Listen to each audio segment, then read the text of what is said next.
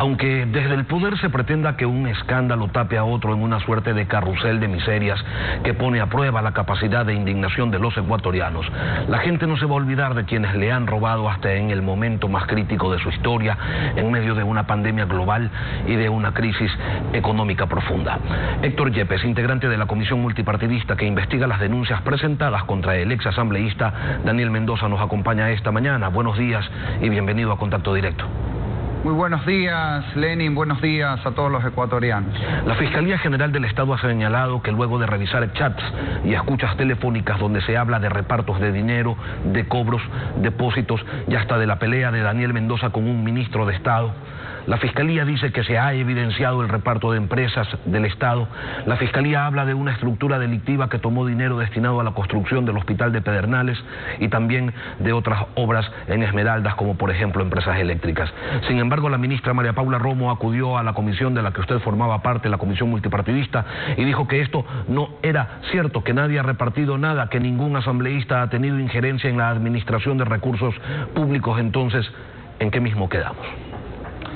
Bueno, yo creo que esa declaración hay que tomarla de donde viene, de una ministra que es parte del mismo gobierno que está acusado de liderar un reparto ya no solo de los hospitales, reparto de hospitales, de carnets de discapacitados, de eléctricas. Aquí lo que han repartido es la nación como botín entre piratas.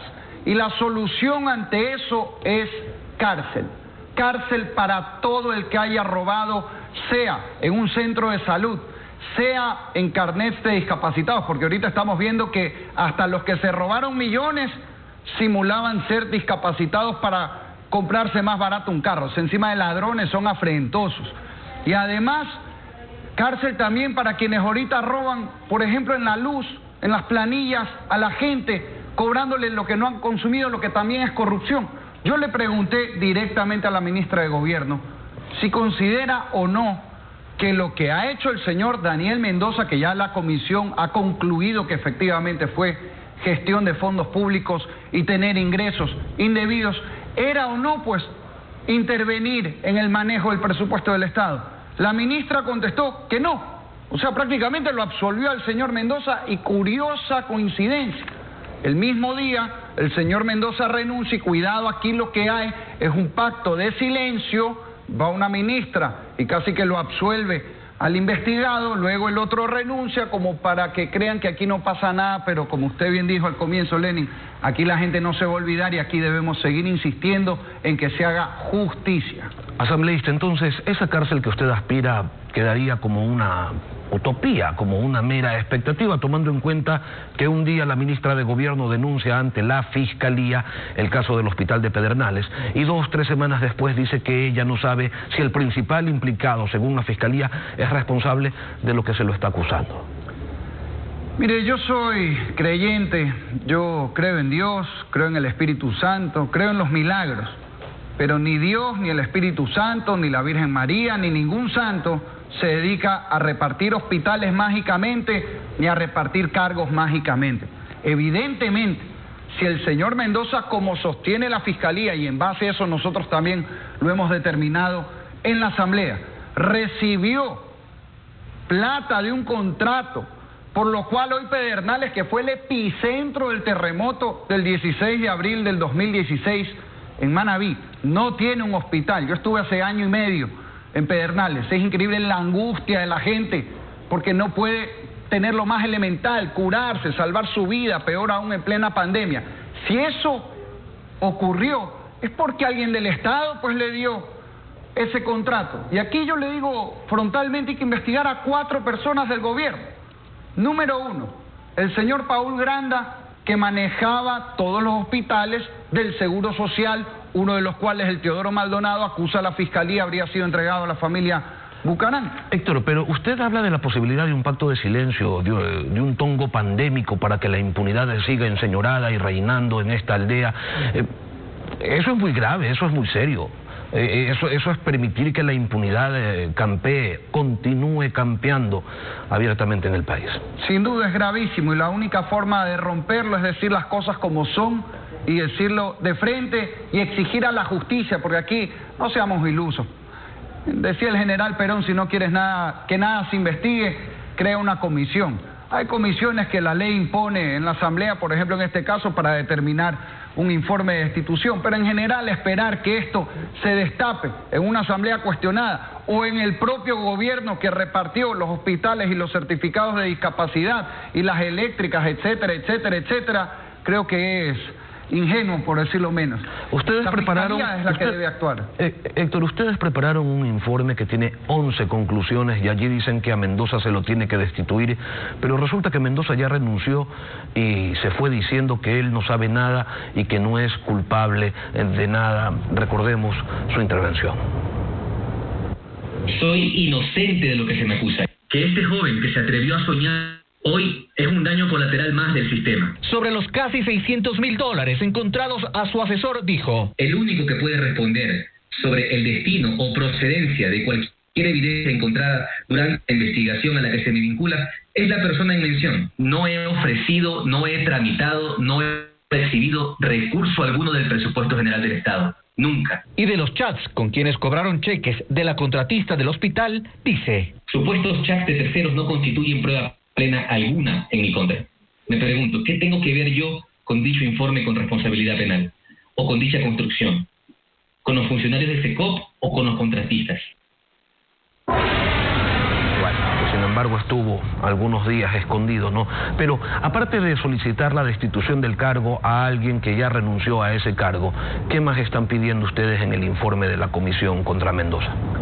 En primer lugar, sobre el tema de la destitución, mira, el señor renunció, hay criterios de si cabe o no avanzar a una destitución, eso lo resolverá el Pleno de la Asamblea. Lo que la comisión debía resolver, y lo hemos hecho, es que el señor incurrió en la causal de destitución de gestión de fondos públicos y de tener ingresos indebidos, y de eso no se puede salvar nadie, no importa si el día anterior va y renuncia para huir a las responsabilidades políticas, porque las penales habrá que enfrentar.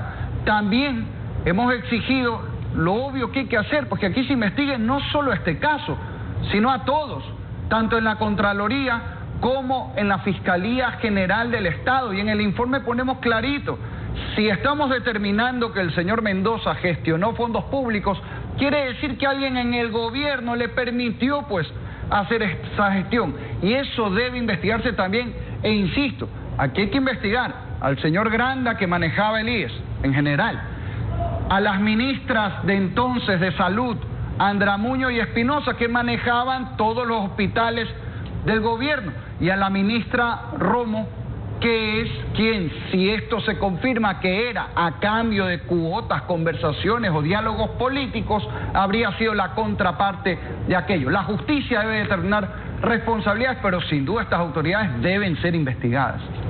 Pero resulta que Mendoza no es sino uno de los legisladores beneficiados por un bastante aceitado sistema de repartos de las entidades públicas, y los otros legisladores, a ellos, ¿quién los investiga? ¿Quién los sanciona?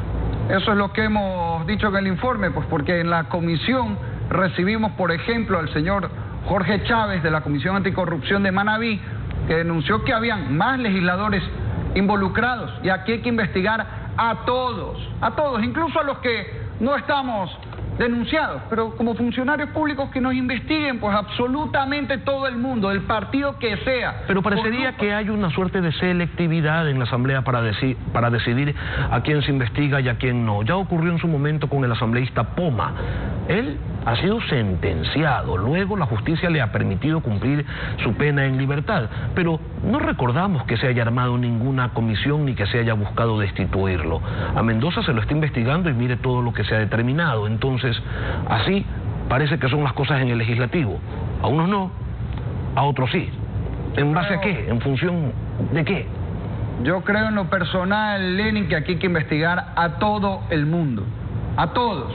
Y hay que procesar a todos, aunque la Asamblea se quede sin quórum. Creo que eso es mejor, o es un mal menor, frente a que permanezca este halo de impunidad, más aún cuando estamos hablando de la corrupción en la salud, porque la corrupción siempre es robo y siempre está mal, pero la corrupción en la salud es asesinato, porque es quitarle la medicina que necesita para salvar su vida a una madre, un hijo, una hermana, un abuelito, y eso no puede quedar en la impunidad. Aquí lo principal siempre va a ser la labor de la Fiscalía y la Justicia para que se vayan a la cárcel, pero por supuesto también debe actuar cada institución, en este caso la Asamblea, para depurar malos elementos y dar una sanción administrativa y política también. Y a veces ese tipo de acciones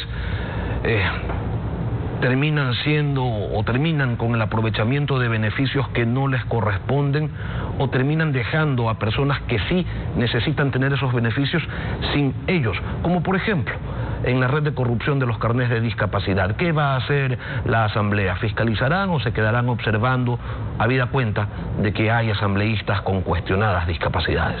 Yo creo que la Asamblea debe investigarlo internamente para determinar las responsabilidades administrativas, que es la parte que a la Asamblea le corresponde, pero sobre todo lo que hay que hacer es exigir que quienes han sido involucrados en esto, sea asambleístas, jueces, deportistas, funcionarios de gobierno, un ciudadano o empresarios, entre comillas, como les llaman simpáticamente ahora a quienes viven de los negociados, todos sean llevados ante la justicia por la Fiscalía, y aquí debe haber el apoyo absoluto para que la fiscal general meta presos a quienes han estado involucrados en estos actos. Sorpréndanos, Héctor, ¿usted tiene o no uno de esos carnets?